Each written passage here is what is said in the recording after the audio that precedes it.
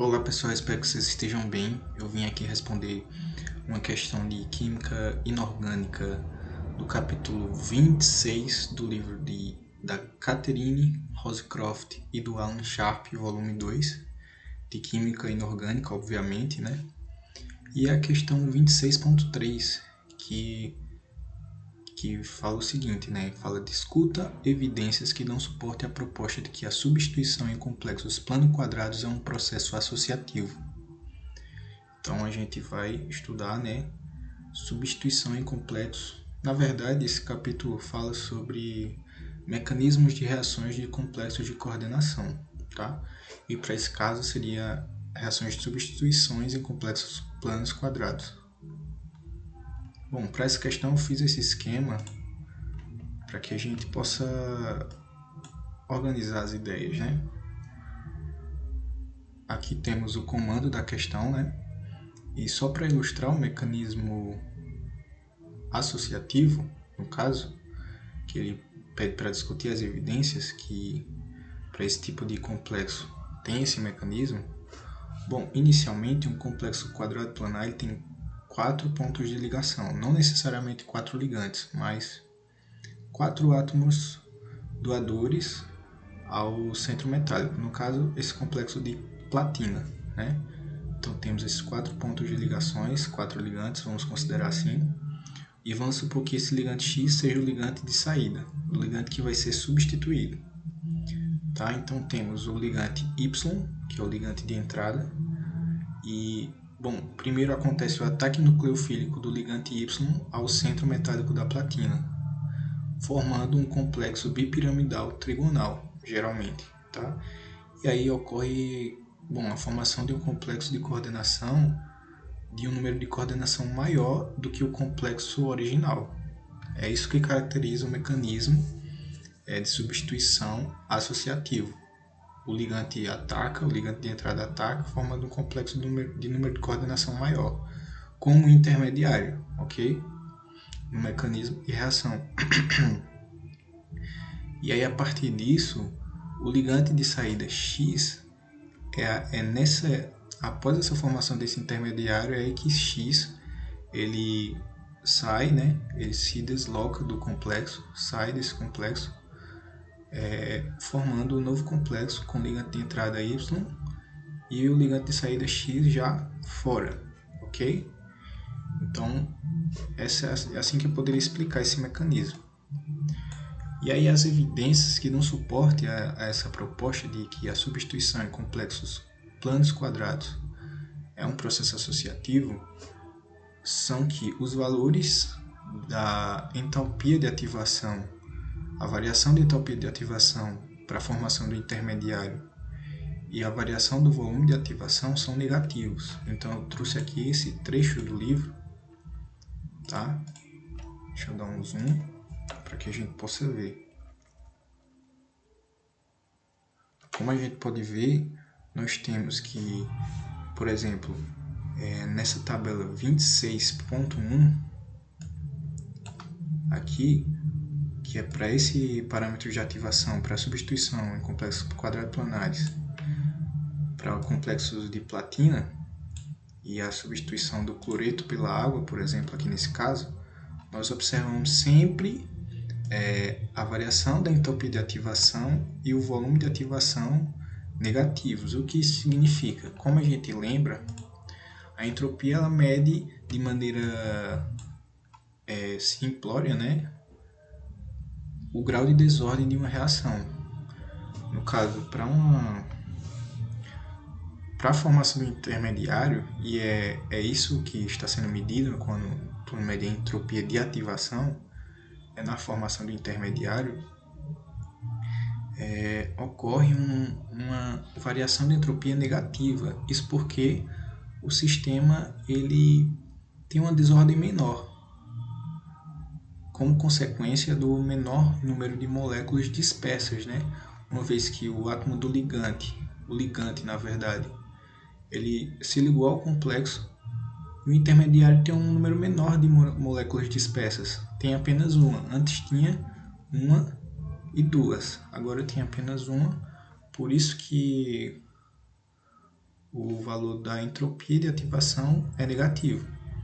E de maneira análoga, o volume de ativação ele é decorrente também da diminuição de moléculas dispersas em solução. Anteriormente tinha a molécula do ligante livre e a molécula do complexo, ok? Com a diminuição desse número de moléculas do sistema após a ligação do ligante de entrada com o complexo no intermediário, o volume de ativação ele diminui também, certo? Isso porque o número de mols do sistema, o número de moléculas, consequentemente, diminui ali, o que faz com que, como eu posso dizer, acho que tem uma questão da pressão também. Deixa eu ler um trecho do livro aqui, ó.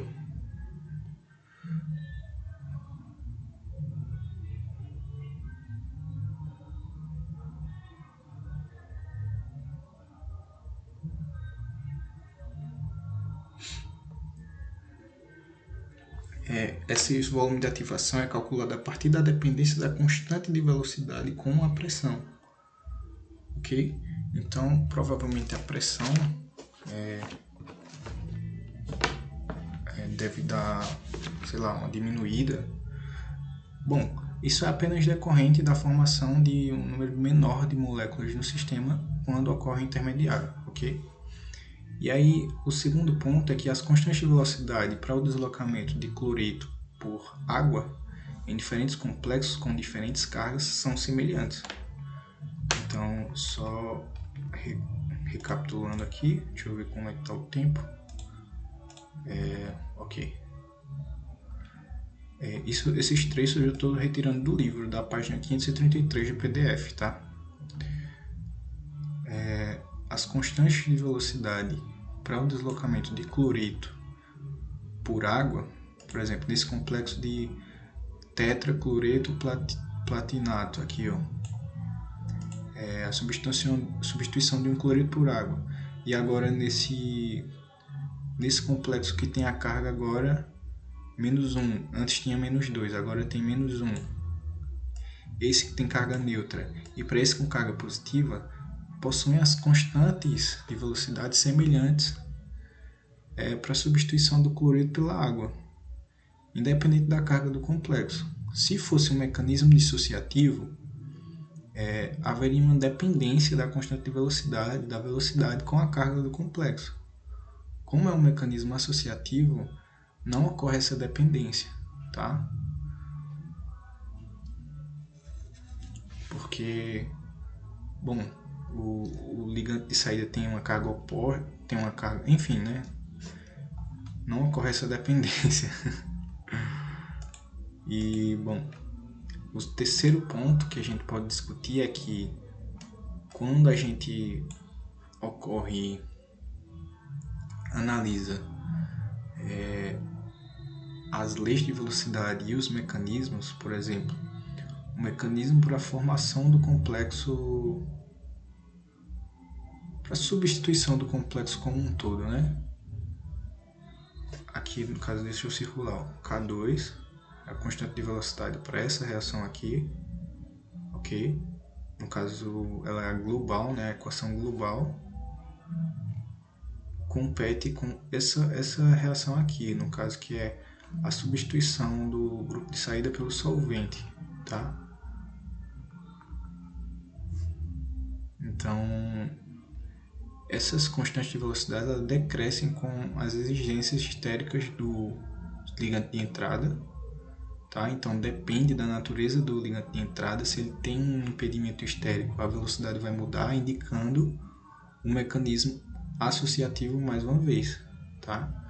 Já que se o ligante ele tem um impedimento estérico, alguma exigência estérica, e mudar a velocidade com relação a isso, então indica que o mecanismo está dependendo do ataque do ligante. Da mesma forma, o ligante espectador L, se tiver algum impedimento estérico, alguma exigência, e a velocidade mudar com isso, significa que esse ligante espectador está impedindo um ataque de um outro ligante Y. Então,